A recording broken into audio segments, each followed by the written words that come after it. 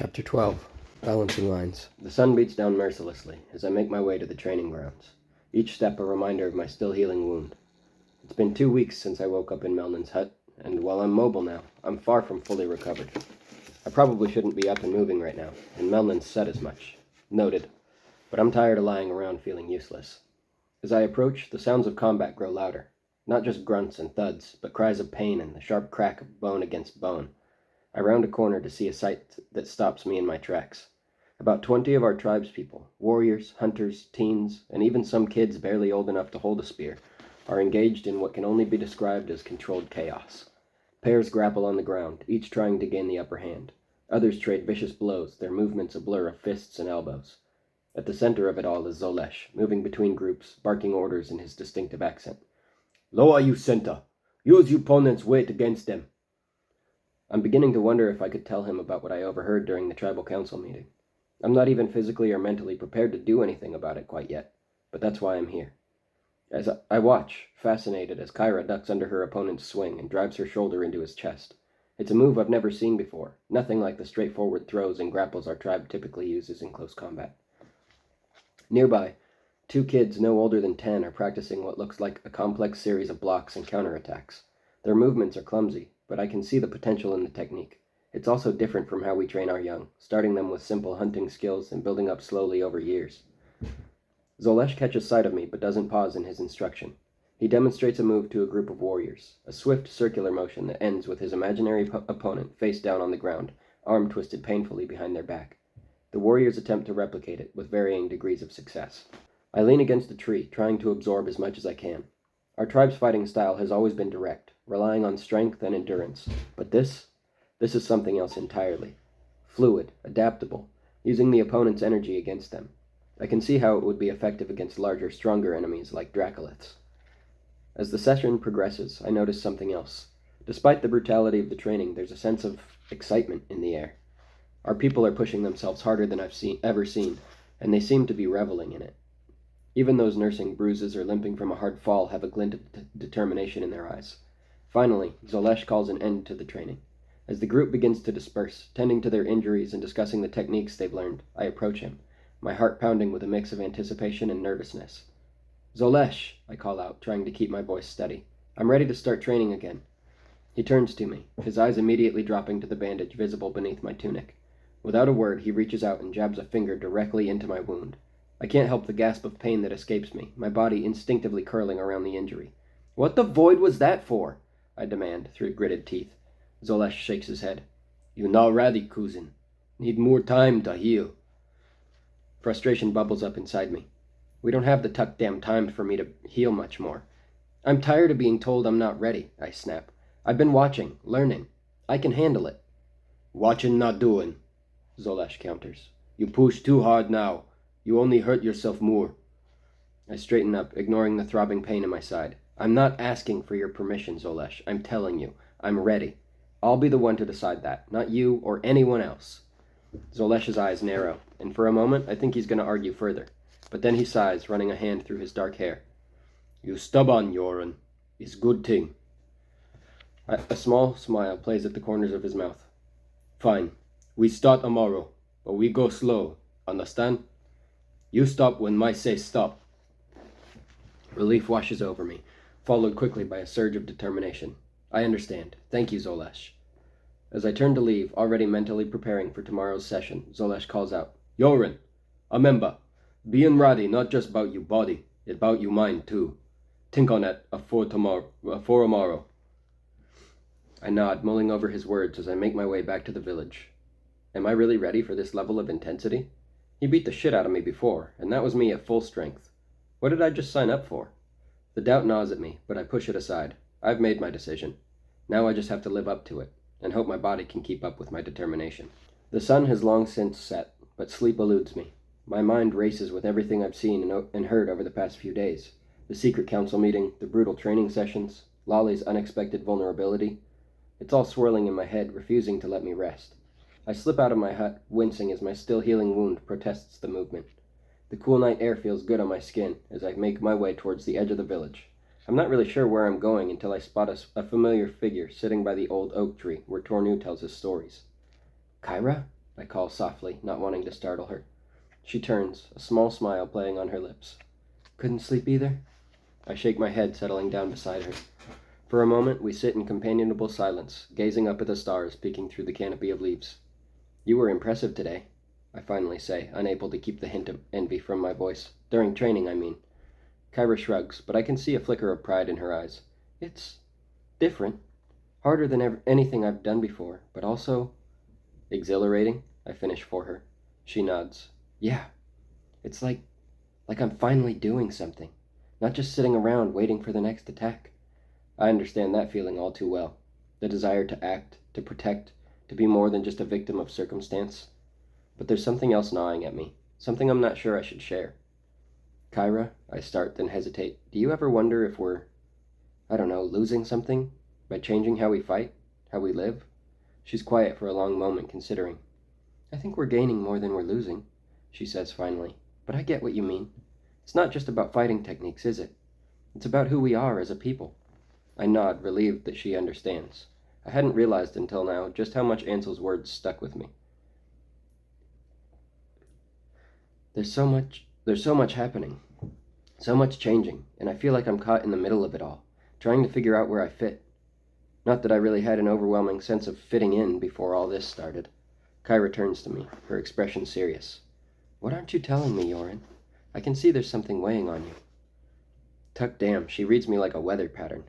I take a deep breath, wrestling with whether to share what I overheard. I can't tell you everything, I say finally, but I think there's more going on than just preparing for another Dracolith attack. Something bigger, maybe more dangerous. Her eyes widen. What do you mean? I struggle to find the right words. I think there might be other threats out there, things we've never encountered before, and I think some of our leaders might be planning something risky. Kyra's quiet for a moment, processing this. And let me guess, she says with a wry smile, you want to be a part of it. I can't help but laugh. Am I that predictable? Only to those who know you, she says, nudging my shoulder gently. But Yoren, are you sure you're ready for whatever this is? You're still healing, and after what happened with Lolly? Her concern touches me, but it also stirs something else. A determination I didn't know I possessed. I have to be ready, I say firmly. I can't just sit back and watch anymore. I need to do something, to make a difference. I doubt they're going to include me willingly, but I'll be damned if I don't find a way to involve myself. Kyra studies me for a long moment, then nods. Okay, she says. Then we'll get ready together. Whatever's coming, whatever this something bigger is, we'll face it as a team. Deal? I blink, surprised by her offer. You'd do that? Even without knowing all the details? I don't know that I could bring myself to take her with me. We've already lost her brother. I don't think I could bear losing her too. She smiles, and for a moment I see a flash of the old Kyra, the one from before we lost Chiron. That's what friends do, isn't it? Besides, someone's got to keep you from doing anything too stupid. As we seal our pact with a handshake that I find myself cherishing as it lasts longer than normal, finding solace in the smoothness of her palm against mine, I feel a weight lift from my shoulders. I may not have told Kyra everything, but knowing I have her support, her partnership in whatever comes next, it makes the uncertain future seem a little less daunting. We spend the rest of the night talking, planning, dreaming of the challenges and adventures that lie ahead, and as the first light of dawn breaks over the horizon, I realize that this moment of connection, of shared purpose, is what I've been missing. It's not just about being strong enough to fight, it's about having someone to fight beside. With Kyra by my side, I feel ready to face whatever comes next, be it Dracoliths, mysterious, intelligent creatures, or the changes happening within our own tribe. We'll face it together, and we'll find a way to not just survive, but to thrive. As we head back to our respective huts, I catch Kyra's eye one last time.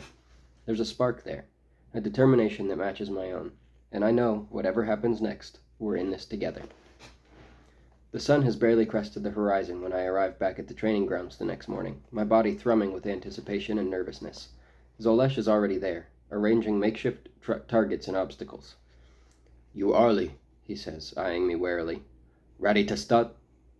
I nod, trying to ignore the dull ache in my side. More than ready. At least we begin with basic stretches and warm-ups this time, but even these simple movements send twinges of pain through my healing wound. I grit my teeth, determined not to show any weakness. As we move into more complex drills, I can feel Zolesh holding back, his movements slower and less forceful than usual. Frustration gnaws at me like a starved beast. How am I supposed to improve if he treats me like I'm made of glass? Come on, I growl, lunging forward with more speed than precision. I can take it. Zolesh sidesteps easily, his brow furrowed. Yorin, we need to go slow. You still healin'. And you not take it before. Why you think you do any better now? But his words only fuel my determination. I push harder, ignoring the growing pain in my side. Each movement becomes a battle against my own body, but I refuse to give in. I need to be stronger, faster, better. Yorin, stop, Zolesh warns, blocking a wild swing. You are gonna hurt yourself. I'm fine, I pant, even as sweat stings my eyes and my vision blurs at the edges. Keep going. I see the moment Zolesh's patience snaps. His eyes harden, and suddenly he's moving at full speed. Before I can react, he's inside my guard. There's a blur of movement, a sharp pain in my leg, and then the world tilts. I hit the ground hard, all the air rushing from my lungs. But it's not just the impact that leaves me gasping. A searing pain erupts from my side, right where my wound is. For a terrifying moment, I'm sure it's reopened. I can almost feel the warm trickle of blood seeping through my bandages. As I lie there, struggling to breathe, the pain slowly dulls to a throbbing ache. I realize with a mix of relief and frustration that the wound hasn't reopened, but it was a close call. Too close. Zolesh looms over me, his face a mask of frustration and concern. Why you do this? He demands. Why you push so hard when you know you not ready? The words I want to say, about needing to be stronger, about the threats I know are coming, die in my throat. Because in this moment, as I gingerly probe my side and feel the tender, angry flesh beneath my fingers, I realize Zolesh might have been right. Taking it slow isn't just about caution, it's about building a foundation, about healing properly so I can truly grow stronger. I don't know, I admit, my voice barely above a whisper. I feel like I'm running out of time. Zolesh's expression softens slightly. He reaches down, offering a hand to help me up. Time not your enemy, cousin. Russian only make you weak in long run. We go slow, we go smart. That how you get strong. As I take his hand and let him pull me to my feet, I nod, a new understanding settling over me. Okay, I say, wincing as I straighten up. Okay, we'll do it your way. Zolesh grins, clapping me on the shoulder. Good. Now we start again. Proper this time. As we reset our stances and begin the drill once more, I focus on each movement, each breath. It's slower, less exciting than I'd hoped, but I can feel the difference, in my balance, in my control, in the way my body moves without aggravating my wound.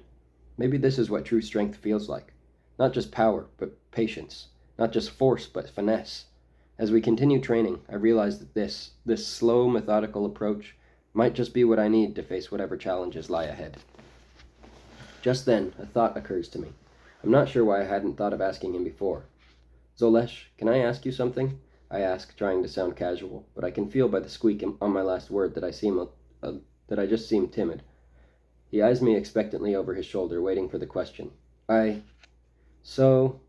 Shit, where do I even start with this? Have you ever had something strange happen? Like, not just a random occurrence strange, but something unnatural? Almost like the ancient ones using their power to affect the world around us? Zolesh turns fully back around to face me. The look on his face tells me he's curious, but confused as he takes a long moment to ponder what I've just asked him. Not can say I have, cousin. What you mean? You see something like the Gad's power? I shake my head, not denying his question, just overwhelmingly uncertain of what happened.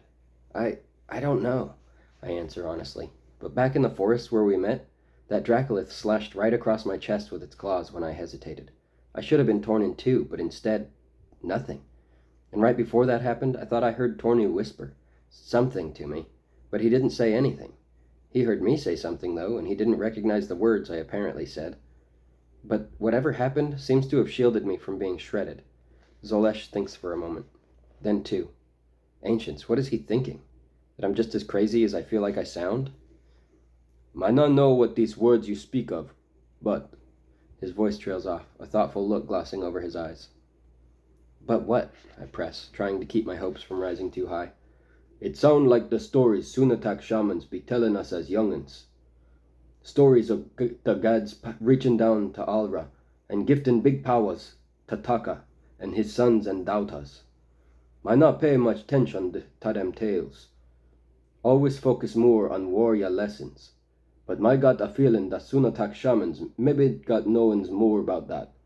You should come with me, when I leave here. Shamans. I'd forgot he mentioned that they have shamans. Everything Jola has said about shamans is that they're not to be underestimated. Even their fellow tribesmen have a quiet, fearful respect for them, and if a tribe has a shaman, even that speaks volumes. The tribes who have shamans are known to be baby-eating, blood-draining, murderous psychopaths, which honestly, after seeing his tribe's village, would not really surprise me one bit.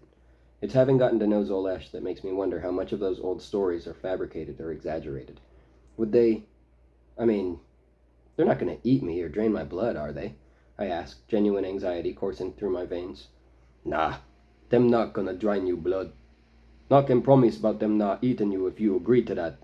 A chuckle escapes me, but it's quickly replaced by all the color draining from my face when I realize by the somber look in Zolesh's eyes that he's not joking. Or maybe he is. There's definitely a flicker of something playful in his dark brown eyes, but only briefly before settling on something thousands of yards away and glossing over. That look on his face, in his eyes. Missing home, cousin? I ask softly, not trying to pry, but wanting to at least try to be comforting. He doesn't move his eyes from the spot as he gives his answer half-heartedly, as if his body is here but his mind is somewhere far away. Nah, just, I dunno. Thinking about home, that's for sure. Been gone longer than I planned. My family. Them not know where I am. Maybe worrying about my... You could go back, I suggest, but the thought of losing my newfound friend makes my stomach churn. Zolesh shakes his head. Nah, you Taka can need what I can teach you, but... He trails off, his conflict clear on his face. But you miss them, I finish for him. Zolesh nods, finally admitting it. Yeah, and my worry. World's dangerous out there. What if something happened while I gone? I nod quiet for a moment. Maybe we could visit your village again. You could see your family, and I could meet these shamans you mentioned. A small smile tugs at Zolesh's lips. Maybe, cousin. Maybe. For now, we done. Next training, I think we go into the forest. See if we can find the source of your powers. Or at least get a better understanding of how them work. The setting sun paints the sky in hues of orange and purple as I limp back to the village, every muscle screaming in protest. I know I pushed myself hard, but my wound still hasn't started bleeding through my wrappings, so I walk right past Melnin's. As I near Tornu's hut, I spot my uncle sitting outside, whittling a piece of wood and smoking his customary meadow sweet herbs out of his old bone pipe. His eyes flick up to me, taking in my battered state, but he says nothing as I collapse onto the ground beside him. For a long moment we sit in silence, the only sounds being the scrape of Tornu's knife against wood and my labored breathing. It's so strange. There's some sort of distance? Separation, I think. Of some sort between us now. A rift that's never been there. It's not like either of us is angry, but just that things have changed. It's like I don't know him anymore. Or maybe it's him that doesn't know me anymore. I feel like I've changed a lot over this last month or so, and I can't even begin to put words to what exactly has changed. Finally, Tornu speaks. Learned something today, did you? I grunt, not ready to admit my mistake. Not really. Zolesh says I pushed too hard. Tornu nods, his eyes still on his work. And? What do you think? I open my mouth to argue, to defend my actions, but the words die on my lips. Instead, I sigh. I think he might be right. Maybe. But how am I supposed to be of any benefit to our tribe if I can't hold my own against whatever's out there? And I don't know, wasn't he the one that was just pushing me to near death a few weeks ago? I mean, what changed? Tornu pauses his whittling for just a brief moment, as if caught off guard, and then continues, gently muttering. Yes, what indeed? He lifts his gaze to meet mine, his hands continuing their expert motions, carving thin scraps of wood from his craft. Tornu sets aside his whittling, turning to face me fully, and a smile crosses his lips. Far cry from where you were just a couple of months ago, eh? Something in you has changed, or changing. A spark of something. Remember, growth isn't always about pushing forward, Yoren. Sometimes you've got to recognize when you need to step back. At times to reroute, others simply to gain new perspective. But how am I supposed to get stronger if I don't push myself? If I'm taking steps back? I ask, frustration seeping into my voice. Ah, Tornu says, a small smile playing at his lips. Now that's the real question, isn't it? He picks up a stick and draws 2 lines in the dirt. See these? One is your body, the other your mind. Push too hard on one. He erases part of one line. And you risk breaking. But if you neglect the other, He smooths out the other line until it's barely visible. You'll never reach your full potential. I stare at the lines, understanding slowly dawning. So it's about balance? Tornu nods. Everything in nature seeks balance, Yoren. The seasons, the hunt, even the ancient ones themselves. Why should we be any different? As his words sink in, I feel a slight change inside me. I think I get it, I say slowly. But how do I find that balance? Tornu chuckles, patting my shoulder. That, my boy, is the work of a lifetime. But recognizing the need for it, that's the only place growth can begin. As the last light fades from the sky, we sit together. For the first time in weeks, I feel a sense of peace. I may not have all the answers, but I feel like I'm at least starting to ask the right questions.